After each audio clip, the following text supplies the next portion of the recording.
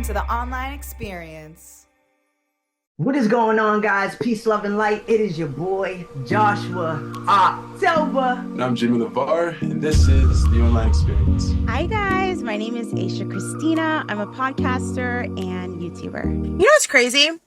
Not really crazy, but people often, this is human psychology, people think that people are just like them.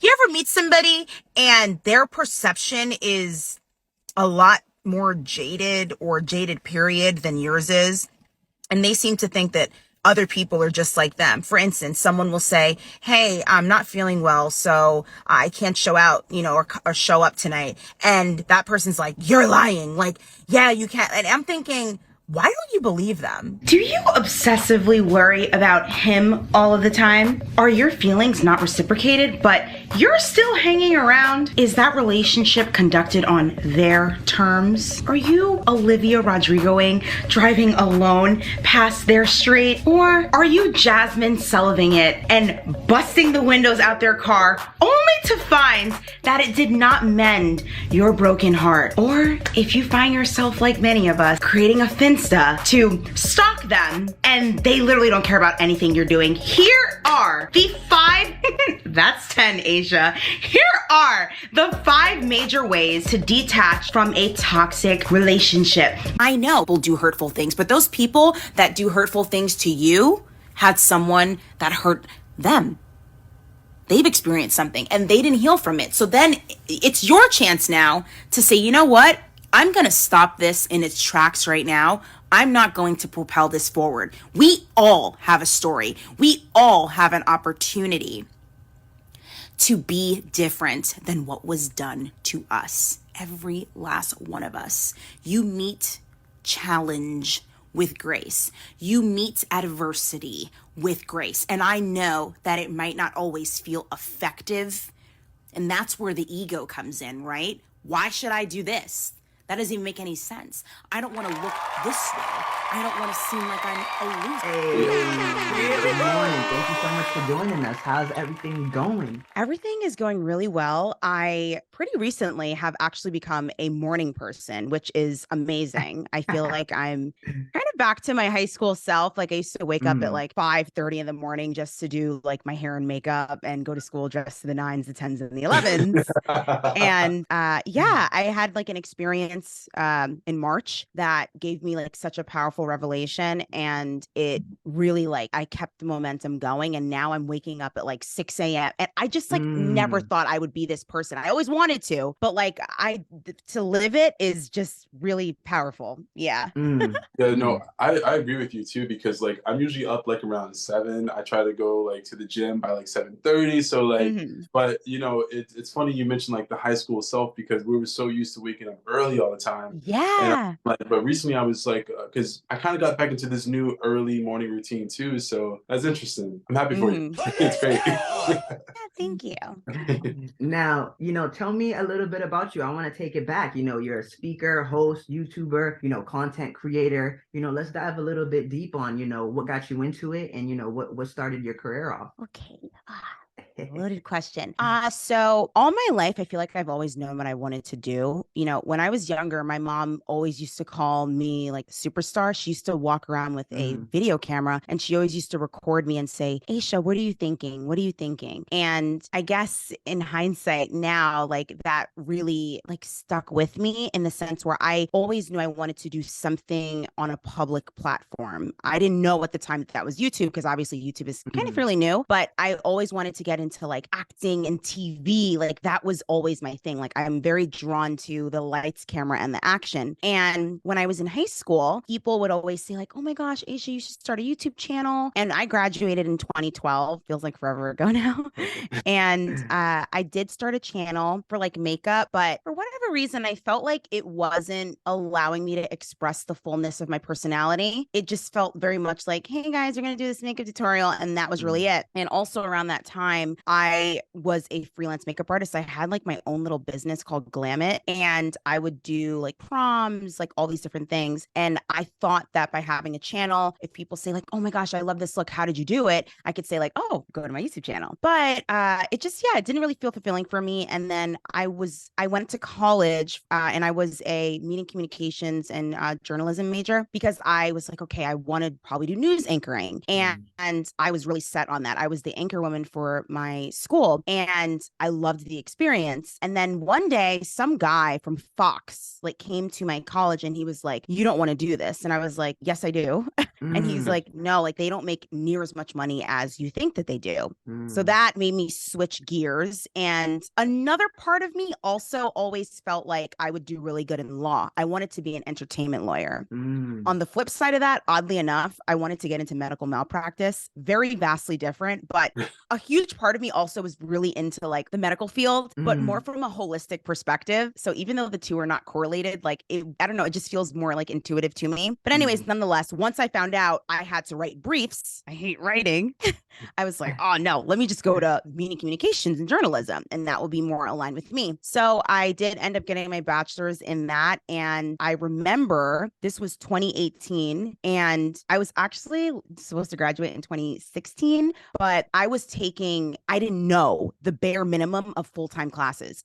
And as obvious as that may seem for a lot of people, it wasn't obvious for me because I would have done more if I knew that. I was taking 12 credits. That's a full-time schedule, and that's all I knew. And when I switched schools to get the school that I went and got my bachelor's degree in, Sonia Westbury, that's their 4-credit school. So I was like, oh my gosh, I wish I would have just started here because I would have graduated on time doing the bare minimum here, if anything. And, you know, when you switch schools, they change the schedule. They guide you wrong. So it's like, why am I still here? And I thought I was going to graduate last year. You guys said this, and then now it's a different story. So I went through that whole thing. And I remember when I graduated, I was sitting in my commencement and I thought, I'm going to go back to school. I'm going to get my master's. I'm going to pursue law, and then I'm going to minor in psychology. That's like another huge interest of mine. And I was fully prepared to do it. My dad's like, okay, yeah, go do it. And I was like, and then something told me like, just give your career one more shot. And literally that was in May. And in December, I created my channel that I have now. And literally in like 9 months, I had like 100,000 subscribers.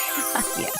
So, it grew really, really fast. And the first thing that came to me was I felt the word home, where I feel like I was really able to make an impact and connect with people. And it wasn't all just about like what I'm wearing or something like that. Like I just am naturally a person that I obviously am into like makeup and beauty and things like that. But the conversation and what I want to bring to the table is very deep. I want to have soulful conversations. And that's what matters to me, like making an impact with every person that I come across. So it's really a shock to no one. Like when they meet me, like if I see someone from high school, like, oh, like, what do you do now? It's like, oh, of course. Like, yeah, of course you're a YouTuber and things like that. Like, it's really not a shock. And it just feels really good to be in alignment with my purpose. So yeah, I feel like I'm definitely on the right track. Oh no, I definitely see that. And you know, there's one thing I noticed with personalities and people, and like for one like yours, like to pretty much like shine so bright, you know, the first thing that comes to me is like parents. Like the first thing that always comes to me is like parents. Like where is some of this like formulated? So my question to you is there anything that your parents did or told you growing up that like kind of, you know, made you like that gave you this personality essentially? Oh wow. I grew up in a Christian household, and so my parents were always very big on instilling like, you know, Christian values and things like that. So I was always naturally a rule follower. And I tell them all the time, like, you're very lucky, okay? Because usually it goes the opposite way. Now, of course, that's not to say like I didn't have my little rebel phase. Like when I was 16, I definitely feel like I had a little bit of a rebel phase. Like I got my tongue pierced. Like I was obsessed with piercings. Yeah, I never did anything on my face, but like, you know, I was like elevating and escalating. It was getting, you know, crazy. And my parents were they were livid. But I feel like they were always like, my mom, you know, growing up, always asking like, what are you thinking? Like, what are you feeling? Sort of thing. I feel like that always allowed me to be very self-reflective because I always started to think. That became my inner voice, you know, what am I thinking? What am I thinking? And I didn't even realize, but when I was growing up, I always used to try and have like a diary. And my mom, she kept all the things I wrote. And even if I was upset at her or something like that, I'd literally write it down and I'd like give it to her. And she has like all of those things like in her room and everything. Wow. So I feel like that definitely impacted me because my parents like were, for the most part, definitely like, you know, life like ebbs and flows, like your relationship with your parents changes like depending on your age and over the years and things like that. But I felt like I had the luxury of like really being a kid when I was a kid. I did not grow up before my time. And I find that to be significant because after all of the things that I went through, like in my adult life, I feel like it was easier now that the smoke has cleared for me to tap into that inner child because she was just this pure person. You know, I have a photo of myself as a baby in my room and I always look at that little girl and I'm like, I'm doing this for you. Like, you know, it's just, I don't know. It just feels very deep to me where I'm looking at myself as a baby and myself now. And I'm like, I'm making you proud because like, did you know you were going to do this? Like, you know, sitting and taking this little picture. And so that's just, it always allowed me to be very reflective, my parents, and instilling those values in me has greatly impacted my life. It just naturally, I am someone that really has very strong morals and integrity. I will not do certain things. I can't even, I don't do unto others as they do to me because I don't match energy. As cliche as it may seem, like I really do rise above it, or I don't meet you there at all. I'm not meeting you there. And that's just how I live my life. Like it's just not in me to, you know, do the same things that maybe some people may do to me that are negative. Because I just, what good is going to come from that? And I really genuinely live my life like that. My mom growing up, especially, has always been like, do the right thing, Aisha, do the right thing. And initially growing up, that's a lot of pressure, right? Because it's like, I got to be perfect. But as I evolved and matured as an individual, I was like, you know, my mom was saying that out of love. And it actually really did prevent me from making a lot of mistakes that people might, you know, my peers and things were making. And I grew up very sheltered too. So I wasn't allowed to sleep over so-and-so's house. And I didn't have my first sleepover, really. I had a sleepover once in 5th grade and then another time when I graduated high school. And that's only because like my dad had a service in the morning. My graduation was on Sunday and I had to go and he met me there after so he can come to my graduation. So that's the only reason why I slept over at my friend's house. But it protected me from so much and nurturing that inner child and, you know, growing up in those psychosexual stages, like they are vital to your adulthood. So I feel like I'm not really necessarily healing. Like the healing that I've done in my life is not from necessarily my inner child. It's more just like experiences that I had in my 20s, which I actually really like because trauma does freeze you at the age that you experience it. And so if that were the case for me, I would be in my 20s and I still am. So I'm happy about that. I love that. I love that. That's deep and that's powerful. You know, I mean, looking back at the, you know, the baby picture of, you know, it's like you're doing it for her. It's like, it's just like, how can I explain this? It's like, you know, sometimes I look back at my old baby photos or, you know, I've come across photos of, you know, my past on certain situations or, you know, certain stages in my life. And, you know, where I'm at today, I'm like, wow, like, you know, it's like, look how much I've grown throughout this time. Look how much knowledge I've gained throughout this time, you know, asking yourself, you know, would you thought you would have ever got to this place? It's like, you know, through all the obstacles and, you know, boundaries that come with that. That's awesome. And now you never really knew podcasting was a thing. And then you tried it, you got into it, you started to feel it was very, you know, therapeutic. And you know, can you tell me a little bit more about that? Because I mean, you know, being vulnerable on camera, having these deep conversations, you know, for a lot of YouTubers, some of them may stay away from it. You know, they may stay away from these uncomfortable conversations because of triggers or certain things that they just, you know, personally feel like they don't want to talk about. But you actually go towards these things, you know, you go towards them, you have these, you know, uncomfortable conversations, you give this advice out to others in their situations, you know. Can you tell me a little bit about that process and, you know, how you plan and organize, you know, your strategy when you're working on your business and your podcasting with your episodes?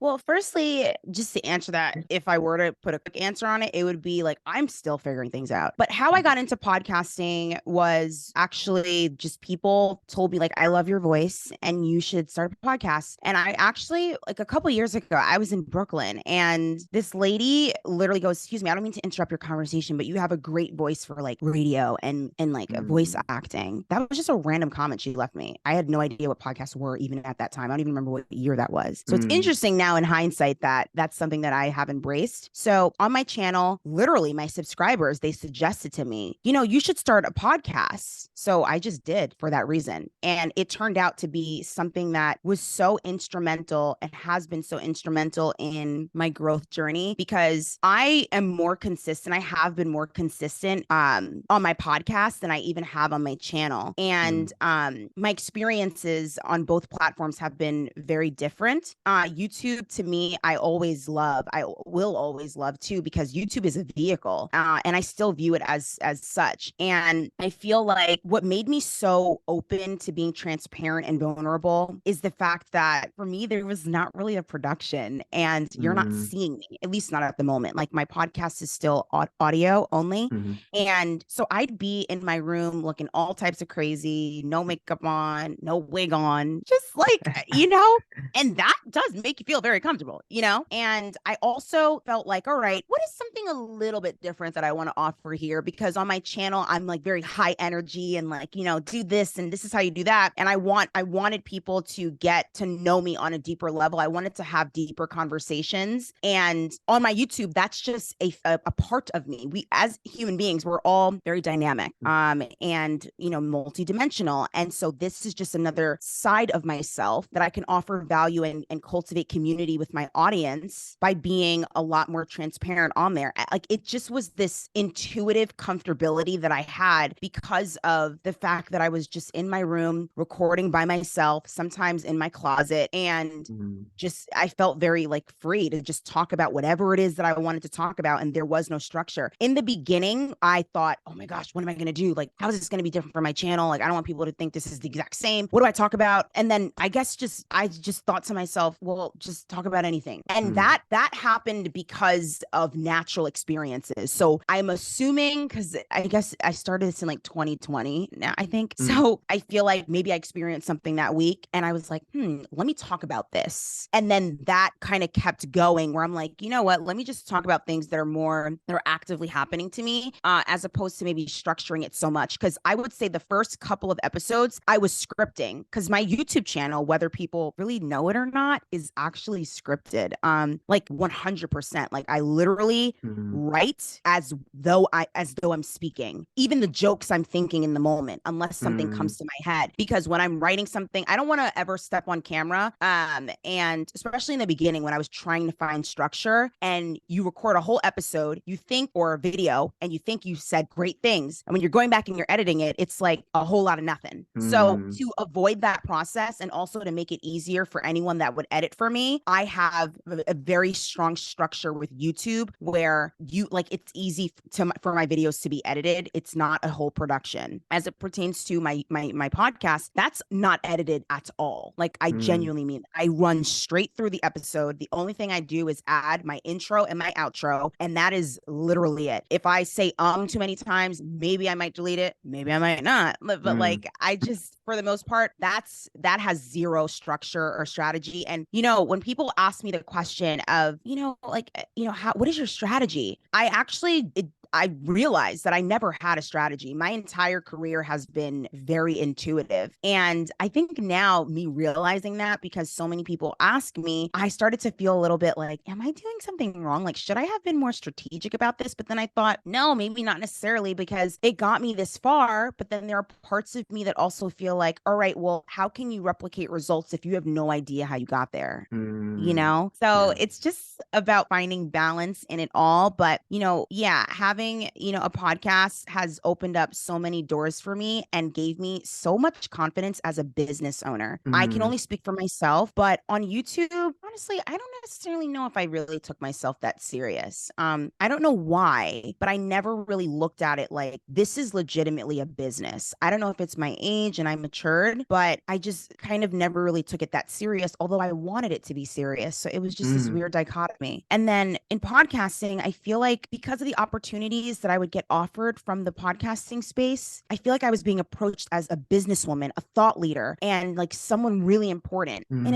in the YouTube space, I feel like it was like, hey girl, can you do this brand deal for us? And like, how many followers? And it was more based on that as opposed to me as an individual feeling like I'm valuable because of what I'm saying and the impact I'm bringing. I feel like in YouTube, it was more about like what brand I'm going to work with. And that made me feel like that was kind of all I was worth, was how popular, I was on YouTube or something like that. But in podcasting, I feel like it just gave me so much more confidence in who I am as a businesswoman and a thought leader. Love that. Oh, that's Love great. that. Just to kind of, swing the conversation some, back and forth. I want to ask you, as it relates to friendship, right? Because I've actually watched some of your YouTube videos as well, and hear you talk about friendships. But my question is, when it comes to like, friends in general, at what point is it okay to take things personal? I mean, if someone is like a repeat offender and you have a conversation with them, I mean, to me, true friendship is intimacy and vulnerability, also flexibility. If there is no flexibility, vulnerability, and intimacy, that vulnerable connection, that emotional connection you have with that person, what do you have? So taking things personal is about maybe there's boundaries that are being crossed, expectations that are maybe placed on other people that maybe that person may not even be aware of, and you're just sitting here logging in and taking things personal. I'm literally the opposite of that. Like, I actually almost never take things personal, and that may be a good and a bad thing, because I almost never think it's about me. So it's like, you got to make it very clear or it's gonna get missed.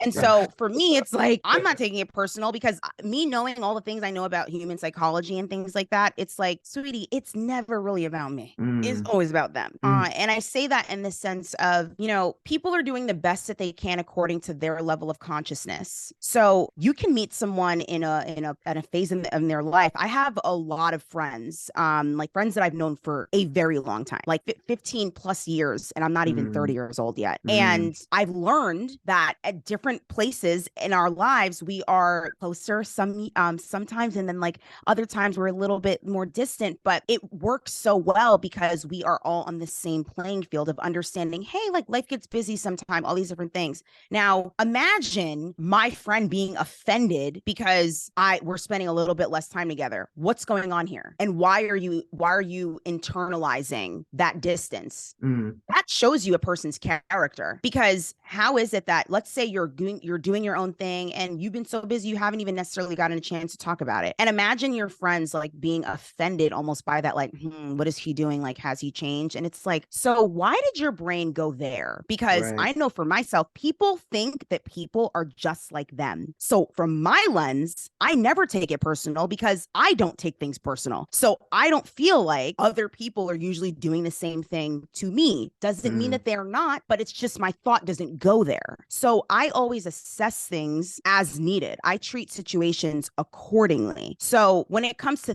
taking things personal, did I do something to you? All right, let's have a conversation about it. Because obviously I'm moving on with my life and I have no idea what's going on. And that's oftentimes the case. People don't even know what they've done to that person. And if it's the opposite, where you've probably mentioned something to your friend and they continue to keep on doing the thing that you don't like, and I mean, it's done to you, like, or maybe you just don't agree with what they're doing in their life right now, then you just distance yourself instead of like, hoarding all of these feelings. At that point, it's like, it's on you. No one's forcing you to be friends with anybody. You have to make the right decision for yourself and move accordingly. That's right.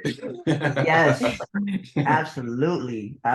Moving accordingly, and like you said about the consciousness, I mean, not everybody is going to be at that place where, you are at in life. And I love what you said about everybody kind of seeing everybody the same, thinking the same. And it's so funny that you say that, because, you're absolutely right. I feel like a lot of people, when they meet people for the first time, they just automatically assume that they know this person and they know their whole life story and background. And, that's all great. You may feel like that in that moment, but the truth is, and the reality behind that is, you actually don't know this person personally, You always talk about, you're trying to build a longer table instead of a fence, Can you explain a little bit more about what do you mean by that? Yeah, love this question, by the way. So it always was important to me to let people know, like, you can sit with us. Exclusivity to me is really reads from some sort of insecurity. I've always been an all-inclusive type of person, and that has helped me and hurt me in many ways in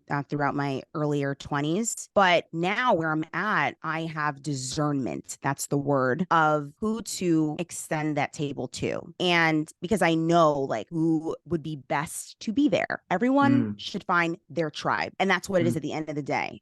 Because it is important to be discerning. Otherwise, if you have no boundaries and it's come one, come all, that type of deal, that's not necessarily always the best suitable for you because everything isn't for everyone. But I know that for people in my life, I want to add value to them in any way that I can. And I feel like my heart and everything where I'm at this current stage is so open to connection. And it's so funny. Oprah Winfrey is one of the people that I admire so much. And someone asked her one day, what is your brand? And she said, my brand is love and connection. And I said, yes, that's it. That's my brand. It's love and connection. And I've always wanted to be like a connecting type of person where, yeah, I know everyone, I know everything. And I will always point you in the right direction. And I don't need anything from you. I don't need a favor out of you because I did that. Like, I dated this guy once and he said, ASHA, do good and you just forget about it. And that is true because if you're going to be acting like a martyr where you're doing good because you're hoping that I'm going to come and cash that favor in one day,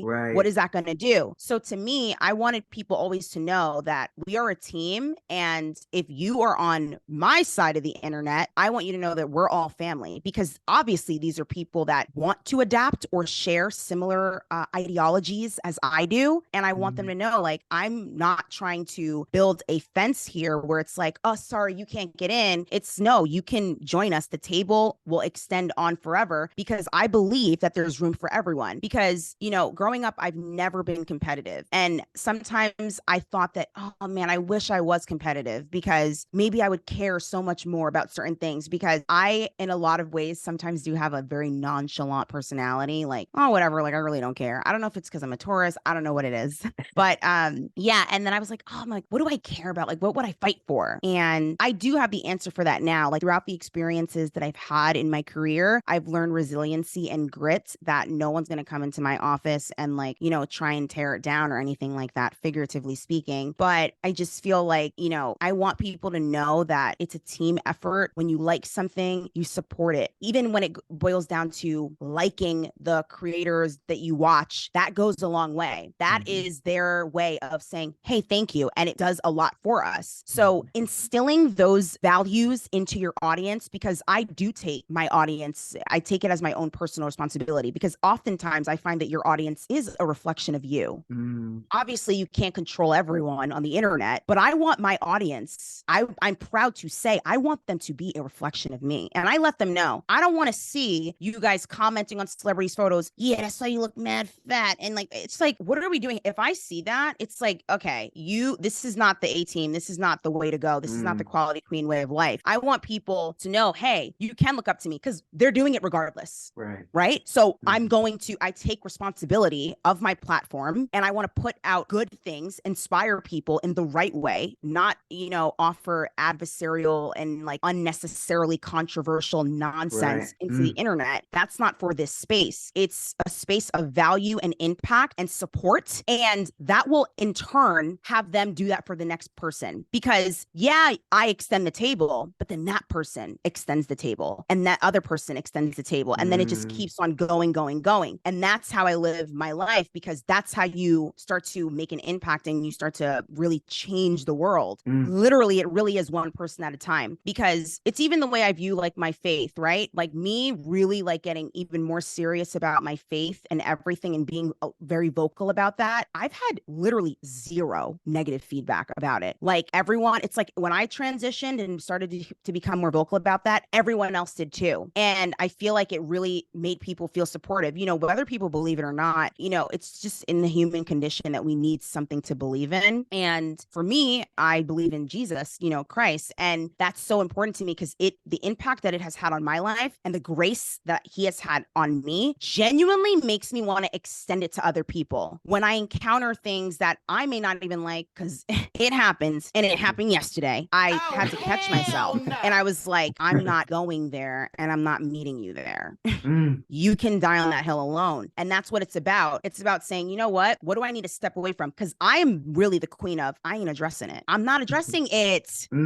Like, I'm literally ignoring it. And I'm very good at that. I don't go back and forth with people in the comments if someone happens to say something negative or something like that. I've always had very good self-control with that, because I've always known that you never win on the internet. And this is not the space for that. So I'm not going to engage in things like that, because when people see like things like that on the internet, they will continue to try you because they know that they're going to get a reaction out of you. And that's the end game. That's what people want from you. They want a reaction out of you, and you won't get it. The more you want it, you won't get it out of me. That's just how I live my life. But yeah, it's very important for me to let my audience know, like, this is how I live my life. You guys could or should, if you want, to model it after the same thing that I do. I really do feel like I lead by example, and I have no problem with my audience, following suit. And it's interesting because, like, you mentioned space, like, the space that your content, as you're speaking about your content, would you consider your platform a safe space? Yeah, absolutely. I want people to feel supportive. I'm supported, and because of course I want the same in return, and it's never lost on me that these people do support me. So in what way can I add value to them? So I really have always gone out my way to answer people, especially in the beginning when I could, answer every single person. Like, I would literally sit down and answer every single person. It did get to a point where it was affecting my mental health at a certain point, because it was so out of control that I would feel extreme guilt for not being able to answer 100 people and more. And then I wasn't able to do anything else because I couldn't create the content. You script the content, then you film, then you got to edit, and then I'm answering emails, then I'm answering a million, comments on multiple videos, not one video. It's multiple videos. That's how it goes. And then I have to live my normal life, and it's a lot. So I had to had boundaries with that. And I think initially I went like the polar opposite way, and I kind of just disappeared because I was just so overwhelmed. Like, it was an amalgam of multiple things, but that was definitely one of the contributing factors. But it was a weird place to be in because I'm so grateful for it. I certainly would never want it to stop, but I felt bad because I couldn't actually message every single person back. And then that's just one platform. What about my Instagram? Right. And the conversations are rarely ever, hey, I love you. And I say, okay, thanks, bye. And then that's it. It's, hey, I have this situation going on. And so it's a long conversation you're having, and you're having this, it consumes your entire day. And, I remember the days where I would want that. I would want to post something and I wish that someone responded. So I'm so grateful for it. And I always tell myself, I'm never alone. Because wherever I go, if I really want to do something, all I gotta do is go on my Instagram, and I can have a bunch of conversations right then and there. I'm really just never alone. You know what I mean? Or bored, and I finding something to do on my phone or something like that, So let's just say I'm at a restaurant. Let's say I'm waiting for my friend. I don't feel like I am sitting around awkwardly because I'm having interactive conversations with people on my Instagram, things like that. So it helps in situations like that. And I really like that. But really quickly, I wanted to mention, in regards to you guys' last question, in being someone that builds a longer table instead of a fence.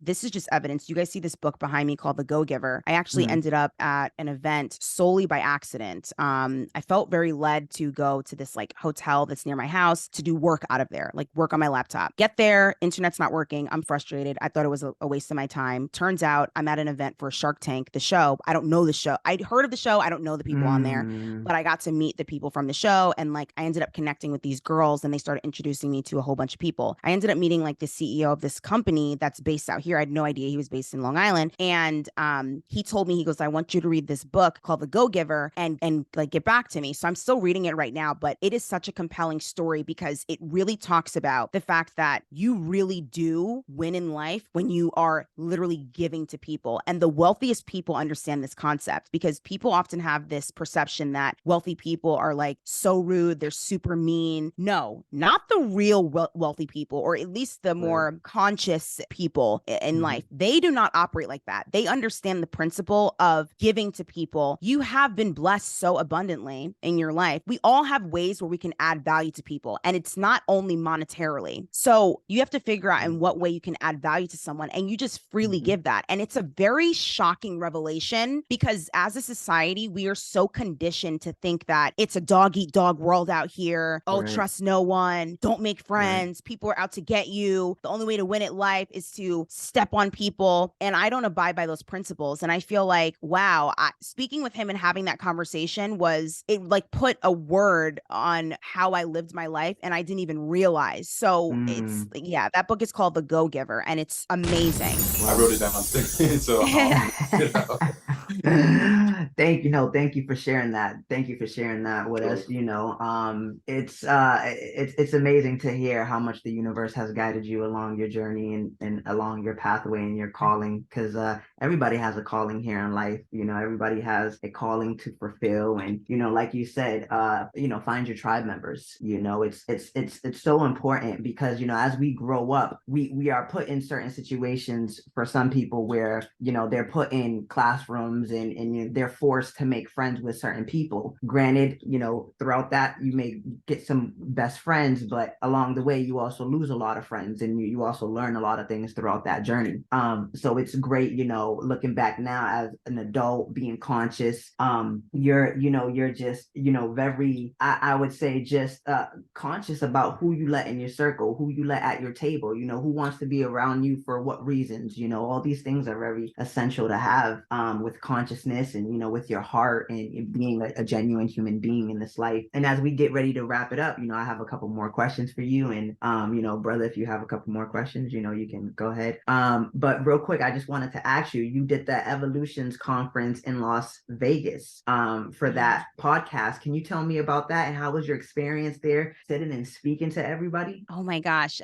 It was truly life-changing for me. I've always said growing up, I wanted to like speak around the world and all these different things. And when something really is for you, like genuinely, when God opens up a door for you, like it will happen in the most supernatural of ways. Like we get so fixated on the how. And now I realize why they say, don't worry about the how. Like I wrote down, I have like an emotional wellness board like in my room, and I wrote down on like a note, you're already there, you're just figuring out how you got there. And the other day I had a conversation with one of my friends, and she said, ASHA, remember you said this? And I was like, yeah. She goes, you're in the how now. And I'm like, wait a second. I was like, I always used to wonder like, well, how is this opportunity going to happen for me? Like I want to speak, like what do I do? And I've always had the approach of I let things come to me, because I'm not like, I don't like chasing things down, because it just feels out of alignment for me. And of course, yeah, they say whatever you chase runs. So when this opportunity came through the people that host my podcast, Spreaker, that's not a part of their job description to be like, hey, there's I didn't even know the conference existed. I'd never heard of it, because I did not know the podcasting world was as big as it is. I had no idea. So I randomly get an email, hey, ASHA, there's an event in Vegas. Like, do you want to attend? I said, yes, absolutely. And I was doing a panel for them, and they're a partner company of iHeart. And then Mary, who does PR for them, she connected me to Angie, and Angie was like, oh, I have a panel I'm doing too. Why don't you do mine as well? So I got to do 2 panels my first year of attending the event. It was insane. I ended up becoming friends with the CEO of Podcast Movement Evolutions. Wasn't expecting that. So much goodness has come from it, and so much connection, where that was the community of everyone is on the same page of, supporting one another, extending that table. And I'm like, wow, I'm finally reaping like the harvest of all of the things that I've like dreamed of. And for the most part, a lot of things I feel like I've been experiencing things that I didn't even know to even ask for or want. That's how I know that like I'm in alignment, and that it's really just a God thing, because I did not even know to want some of these things or meet some of these people, because I didn't know it really existed. So to be walking in the fullness of that is really something special. And I was not nervous at all. I was ready, very much ready. I got there, and that was the experience I was talking about earlier, where it really inspired me. I was waking up every day, Vegas 3-hour time difference, or 3 hours behind. So Being on the East Coast feels like the day goes by slower. I was waking up 6 a.m. there every day, doing my hair, my makeup. Prior to then, like when I go out, I get dressed up, but it was so much easier for me to working from home to stay in my sweats all day and then not really like get dressed up or do anything. And that is not motivating. What I wanted to cultivate, I have a word of the year every year. My word last year was consistency. My word this year is discipline. And I wanted to really cultivate the discipline. I was praying like fervently on that. Like, God, please, like give me the discipline to do the things that because motivation waxes and wanes. It's not reliable. And I need to cultivate the discipline so I can really not only take myself seriously, but when other people are taking me serious, I'm feeling like that same energy. I'm on the same wavelength as them. And so coming from Vegas was so inspiring. Like me getting up every day early in the morning, going at it. I'm in full swing of my day by like 8 a.m. I carried that on till when I got to New York, where I was like, I'm going to continue this momentum. And I literally have been doing it ever since. And what's even crazier is I do have the energy to do it. I used to wake up in the morning and I would feel like extremely tired. Like it did not feel like, oh, I'm lazy, I don't want to get up. It felt like, no, like I actually can't because I genuinely need to sleep. Now I feel like when I get up, I can actually get myself to get up. So it's like so much just has changed. And I just, attribute it to just being a God thing where things are just naturally aligning. And I feel like I've cultivated the discipline to continue on. And, I don't know if it was James Clear who wrote Atomic Habits, right? Where he says like you miss a day, that's a mistake. You miss two, it's building a new habit. So I live my life like that.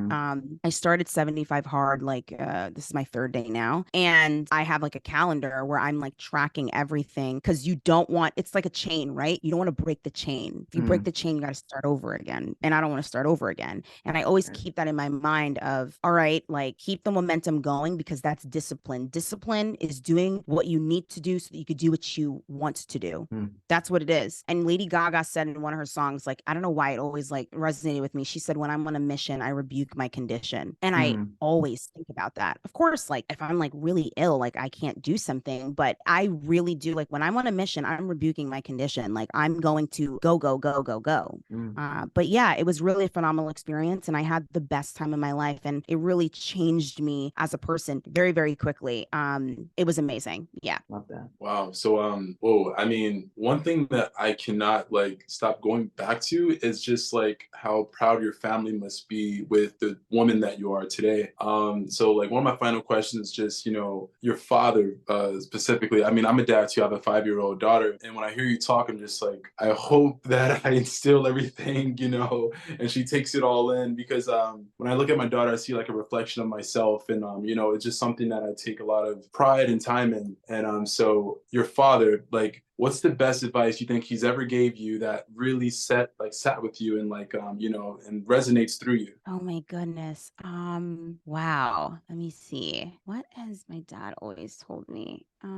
I think the one thing that my dad has always instilled in me was to discern people because, my dad being gifted with his, prophetic abilities and things like that, he told me one day when we were in the car, he's like, you're going to really start to get the gift of discernment. You're going to be able to see like what, is really for you and what situations you'd be in. And, growing up, my dad would say things. And I remember at the time, like it feels so far away from my reality that I'd be combative about it. Like, what are you talking about?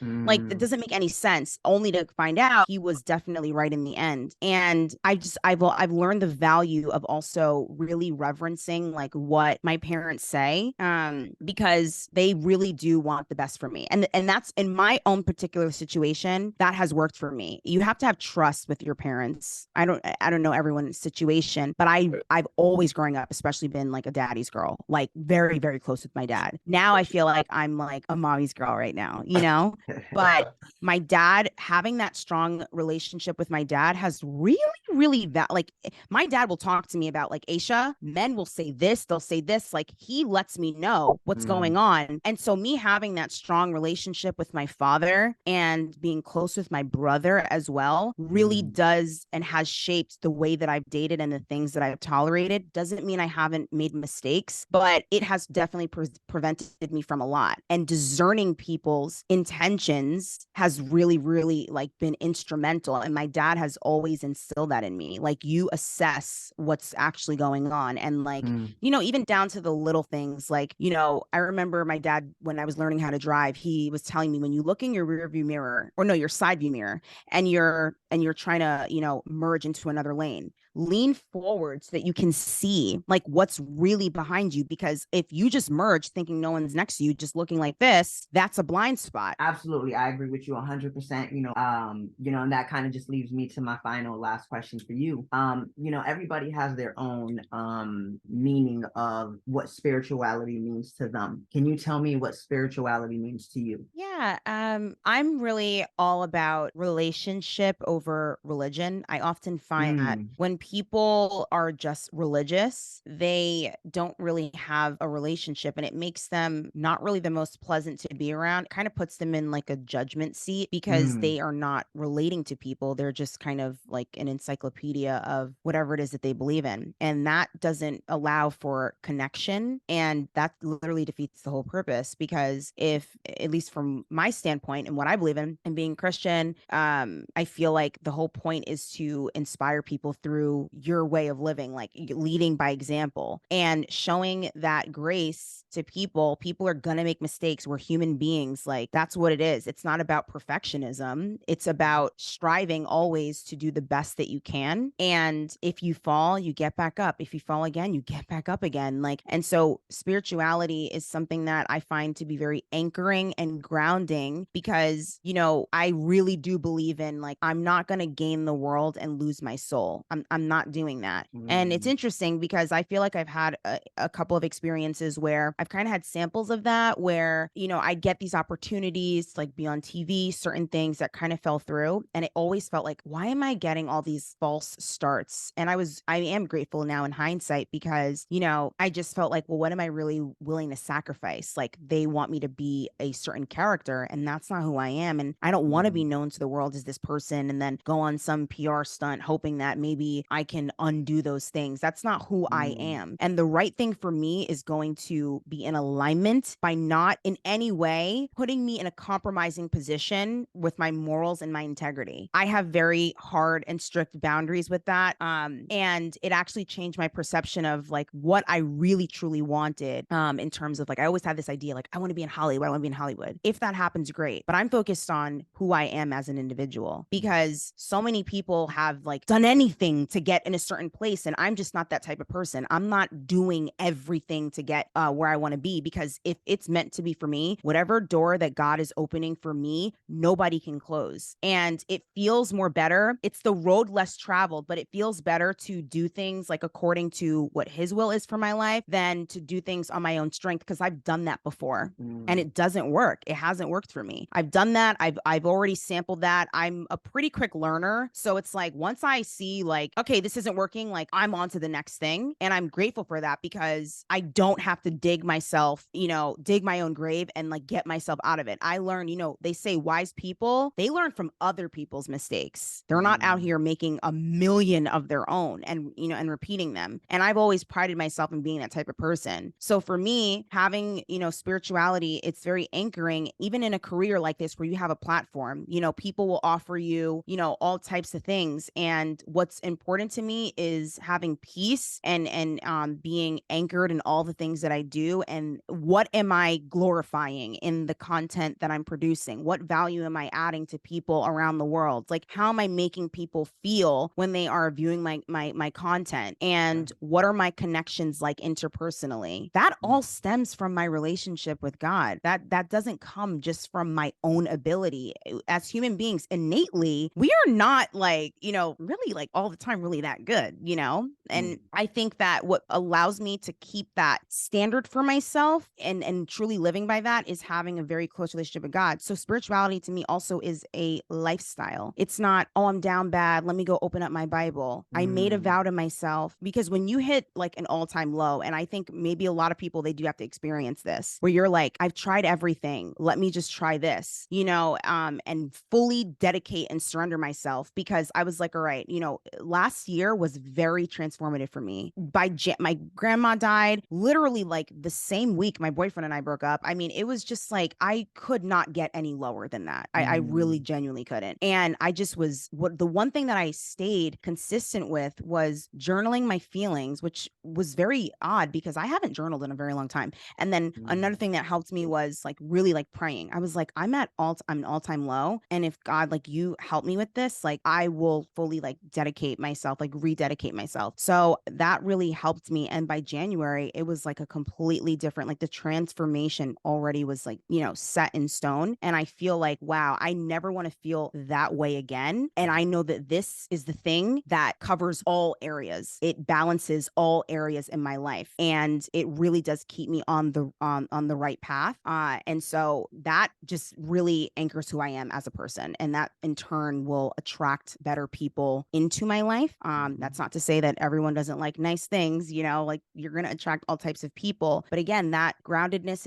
in my spirituality. And I made a vow to myself that I'm going to read every day I wake up, I open up the Bible app on my phone. And I also said, all right, God, I'm going to bring you into the forefront, into my platforms. I used to be scared of that because I didn't want to get judged. I don't care. I don't have that fear anymore. I don't have that. And me really selling out like to God really like eradicated that fear of mine of like, who's going to judge me? Like, people are going to judge you regardless of what it is that you do. Like, I don't mind being judged for this. Go ahead. And when I think of this very dramatic example, but think about it, like Jesus was literally sinless and people found a way to hate him and talk about him, like literally sinless. We are not. So yeah, like people are definitely going to talk. And I'm not trying to say that to compare myself to literally Jesus Christ, but just for context, it's like if someone that has never done a thing to people can be talked about and ridiculed and like crucified, like imagine us, So for me, experiencing all the heartache and things that I have, it was the only thing that actually like really, really saved me, where I felt like safe and protected. Like talk about peace in the midst of the storm is what I feel like was provided to me in very pivotal moments in my life. And I kept that scent going where I every day, like now I have like they give the Bible streaks on the app where it logs how many times you log in. If you miss a day, it starts from 0. So I started to notice that. And to be honest, at first, that's what kind of kept me going was I was like, oh, how high can I get this number? So now here we are, like almost 200 days in consistent into,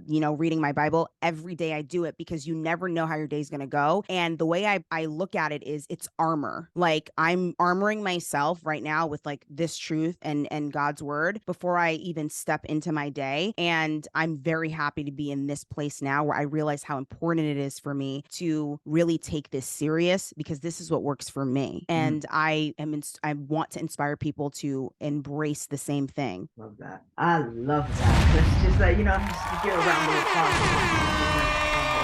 Thank you so much. And that is all the time that we have here today. Giving out that peace, love, and light. It is your boy, Joshua Silva.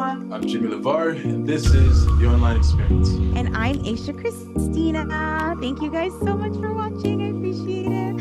Thank you so much for joining us.